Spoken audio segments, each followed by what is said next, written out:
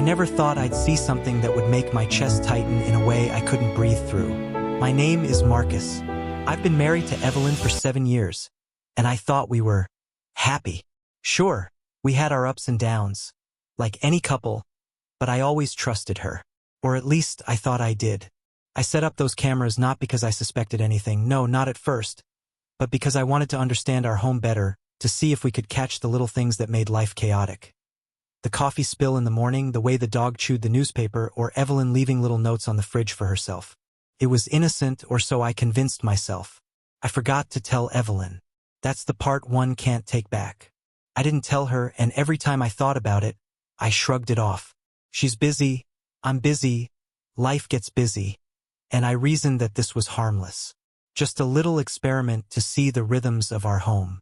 But that evening, when I poured myself a glass of wine and decided to scroll through the footage, my stomach sank before I even pressed play. First, it was normal. Evelyn walking into the kitchen, humming a tune I'd heard 100 times. The dog ran by, tail wagging. I exhaled. Maybe I was overthinking. And then the door opened, and he walked in.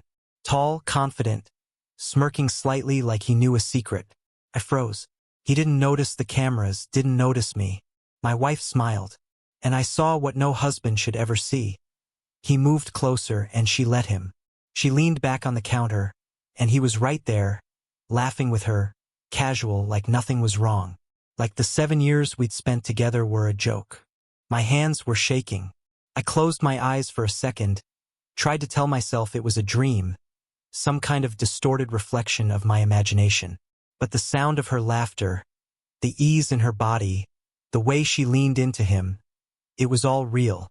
The warmth she gave him was the warmth she had once given me. And in that moment, I realized that I had been blind, pretending everything was fine while the foundation of my world was cracking beneath me. I don't remember how long I sat there, staring at the screen, trying to process the betrayal. Every fiber in my body screamed at me to rush in, confront them, demand answers. But I didn't. I just watched. Part of me was frozen in disbelief, the other part morbidly fascinated. How could she do this? How long had it been going on? And why did I always think she'd never hurt me? Time passed differently that night. Minutes felt like hours. I replayed the moment, again and again, searching for some signal, some clue that could explain it. Maybe it was my fault. Maybe I hadn't noticed her needs. Maybe I'd grown distant. But deep down, I knew it wasn't entirely my fault. Evelyn had chosen to let someone else into our space, into our home, into her life without me knowing. And it hurt, not just the act itself, but the secrecy, the disregard, the casual way she treated it. I thought about confronting her directly, sending a message, calling her. But I couldn't. I didn't have the words. I didn't want to sound desperate or worse, angry. I just wanted the world to understand what it felt like to see someone you love choose another person in your own kitchen. As if the life you shared didn't matter. I kept watching, and the more I watched, the more I noticed the little things. The way he laughed at jokes I used to tell, the way she touched his arm, the subtle shift in her posture that had once been reserved for me. Every laugh, every glance, every movement tore me a little more. I leaned back in my chair and realized something terrifying. This wasn't a momentary mistake, a slip, a lapse in judgment. This was deliberate. She was choosing him over me, at least in that room, at that moment, and maybe even for a long time. And I had no clue. Not until I saw it myself. I felt a mix of anger and sadness. And beneath it all, a quiet, piercing disappointment. Not just in her, but in myself, for ignoring the signs, for dismissing the little moments that hinted something was off, for trusting too easily. And yet, despite all that, I didn't want revenge. Not yet. I wanted understanding, clarity, some kind of resolution. And so, I sat there, alone in the living room, glass in hand, watching my wife with another man, realizing that some truths are heavier than anything you could ever imagine carrying. If you've ever felt betrayed or blindsided, please take a moment to like and share this story, so others can understand the weight of trust and the fragility of love. I waited until the house was quiet before I moved. My heart was pounding, yet there was a strange calm in the chaos of my thoughts. I had to see this from every angle, understand it fully before reacting. The footage had frozen a moment in time, but my mind was racing, filling in the gaps, imagining conversations, hidden meanings, whispers in places I couldn't hear. I needed more clarity, more truth, before I could even begin to process what this meant for us. Over the next few days, I became meticulous, almost obsessive. Every time Evelyn left the house, I checked the cameras again. At first, I justified it. It's just to know. It's just to see if there's anything I missed. But deep down, I knew I was watching her in a way no husband should. I was an observer of my own life, trapped in a loop of disbelief and sorrow. And each time I replayed a scene, the more I realized that I couldn't ignore the feelings that had been simmering for months, maybe years. The subtle coldness, the distracted smiles, the late nights she claimed were just work. I thought about confronting her, but every plan dissolved under the weight of fear and hurt. I wasn't sure I could look at her and speak without trembling. My friends suggested I catch her in the act, demand explanations, but it felt wrong. I didn't want to be the man who reacted with rage. I wanted clarity, control, dignity. And the cameras had given me that power, even if it came at the cost of my peace. Then came the night I knew I had to act. Evelyn came home later than usual, laughing at a text she'd just received. I could feel the tension in my chest, the burning question.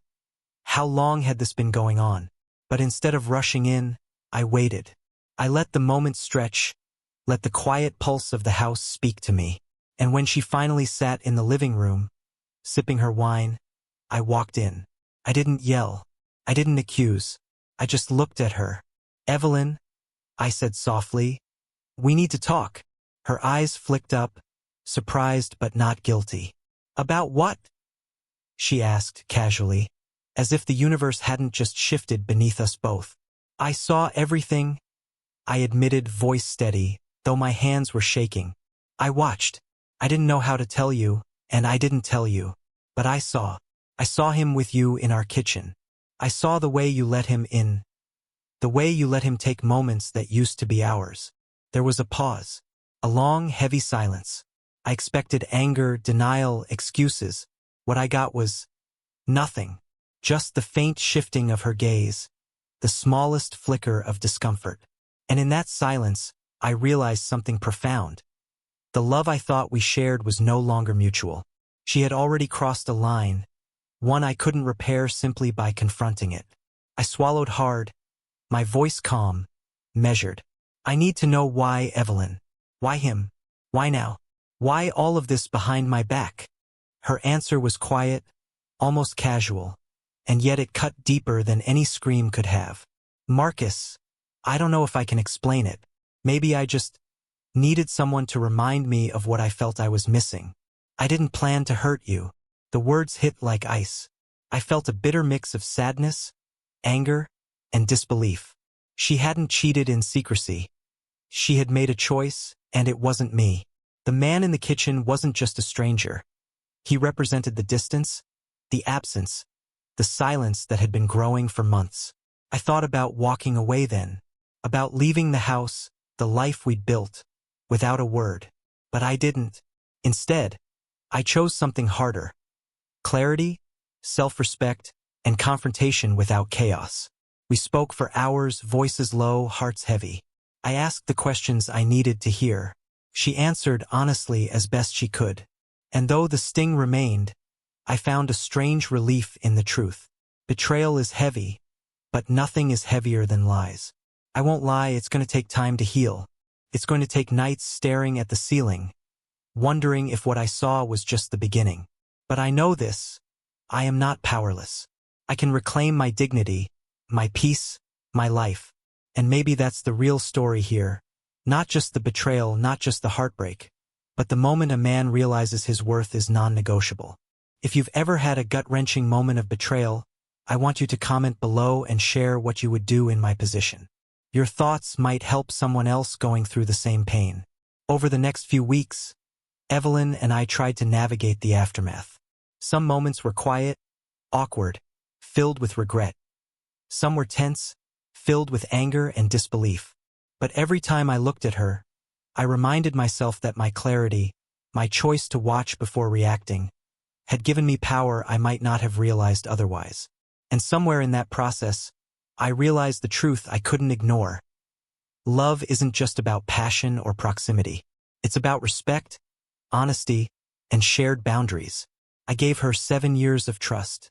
I protected my heart. And while the betrayal is a scar, it's also a lesson in discernment, in strength, and in understanding what truly matters.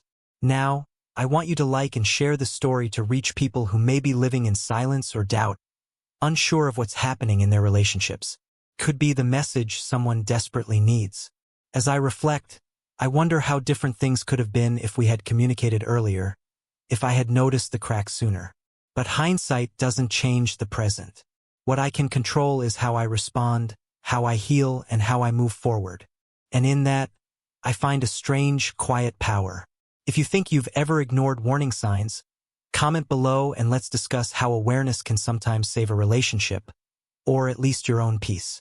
Finally, if you want more stories like this, comment your thoughts, and subscribe so you don't miss real-life confessions that reveal the raw truths of love, trust, and betrayal. These stories aren't just entertainment. They're lessons in human emotion, honesty, and self-respect.